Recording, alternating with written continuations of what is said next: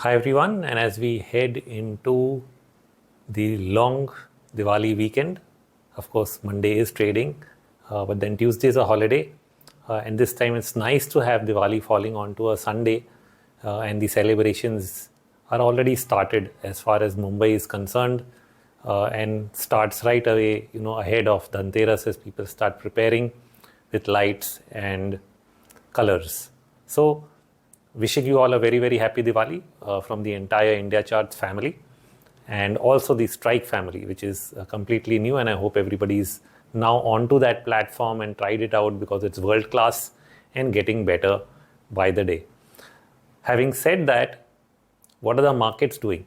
The markets have reached a point where we have to, stand on the edge of a cliff and decide which way we really want to go to.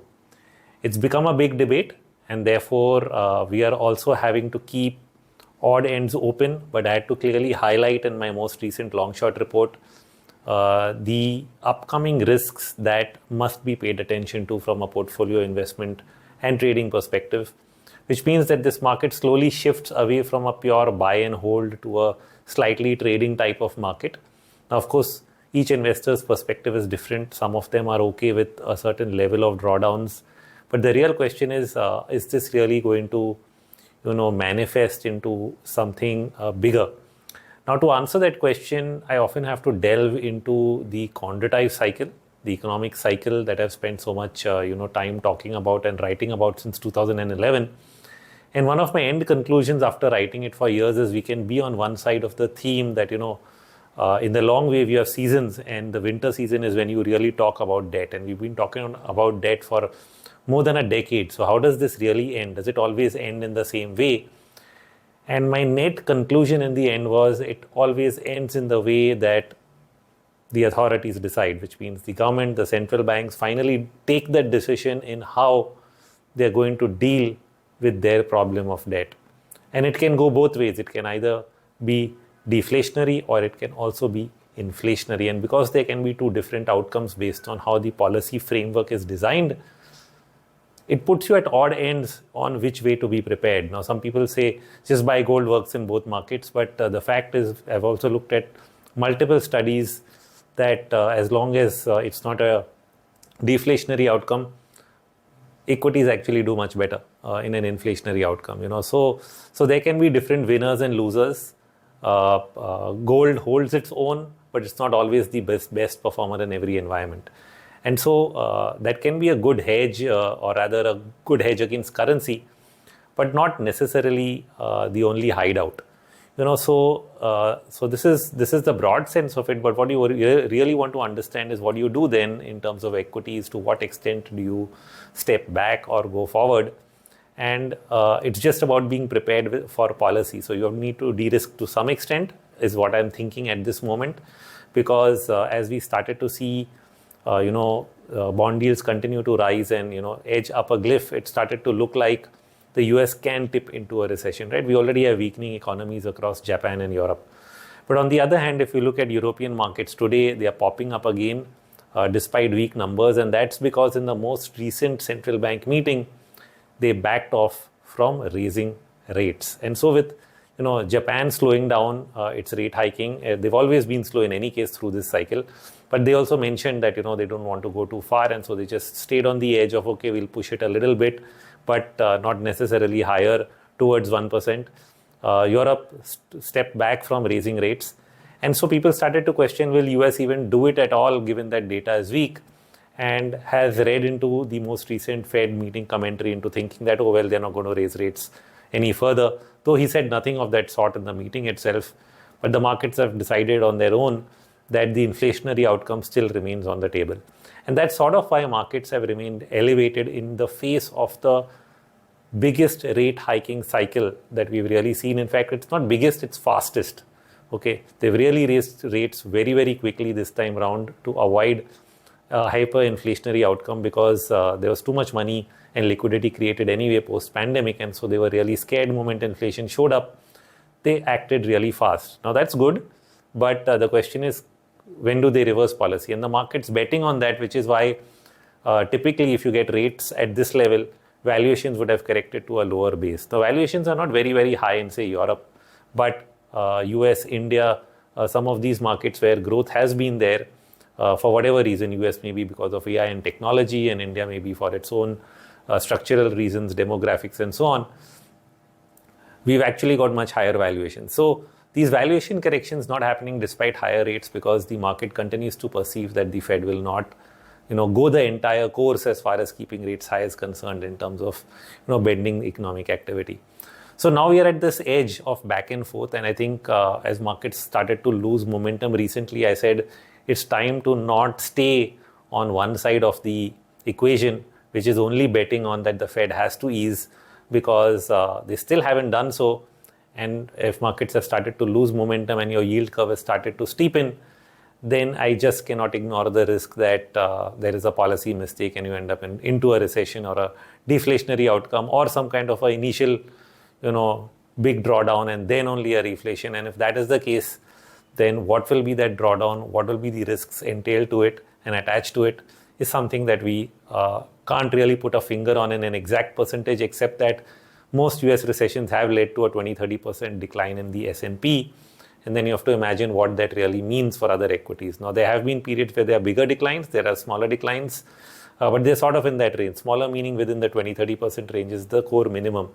So that's at least to get priced in. And then you have to think about the impact of that on other markets. So I think that's the basic outlook. So some people have been reading me, talking a bit both ways, because right now, first is the initial loss of momentum, and then we have to look at sentiment, right? I've always believed in what I call as complete market analysis. Now, what does complete market analysis means? It means look at economic, which we've talked of the quantitative cycle, look at fundamentals, the business cycle of individual companies, look at, the technical structure, which is momentum, and then look at Elliott waves, which is more of the fractal structure, forecasting capability of, where markets can head.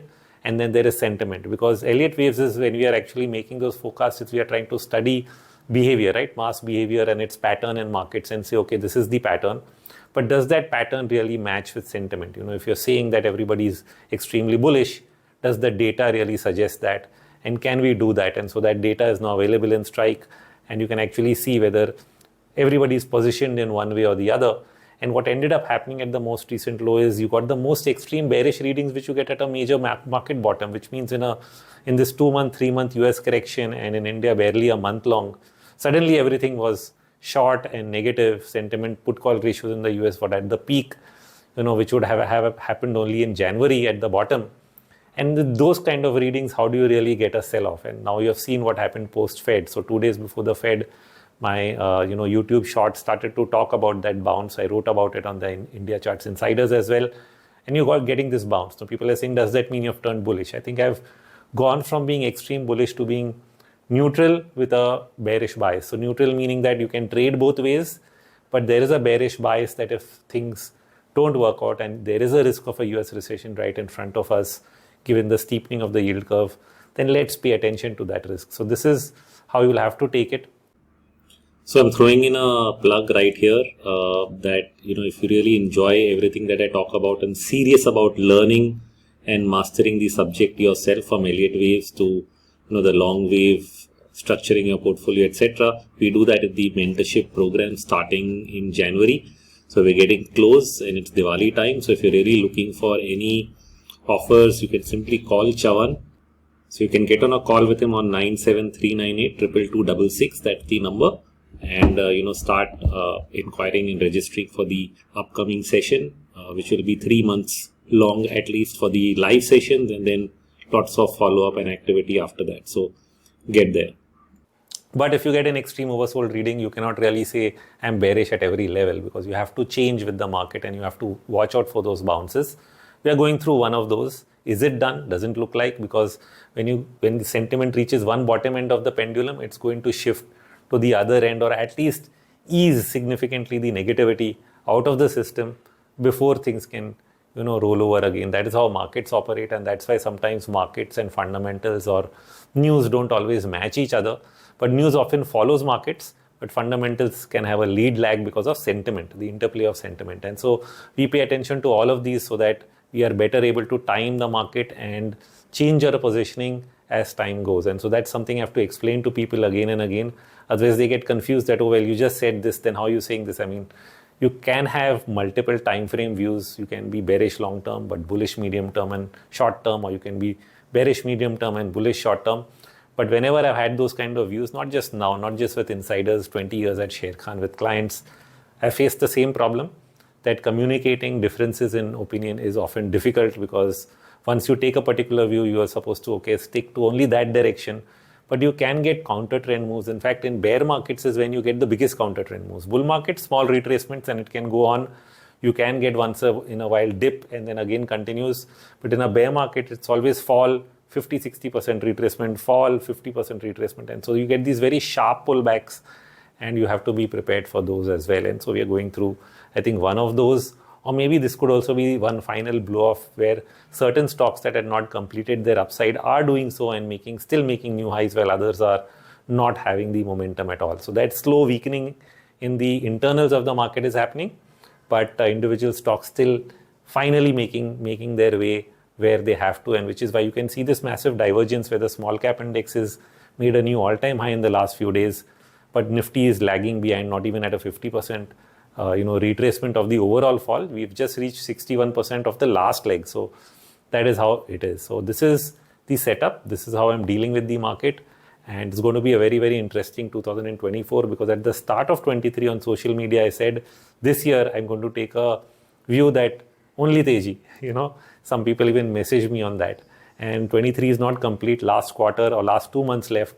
And I have now change my stance from that it cannot be only one way. We'll have to trade both ways, but with the risk that at some point we can roll over unless somehow we can really manage this slowdown situation which is showing up in the economic data.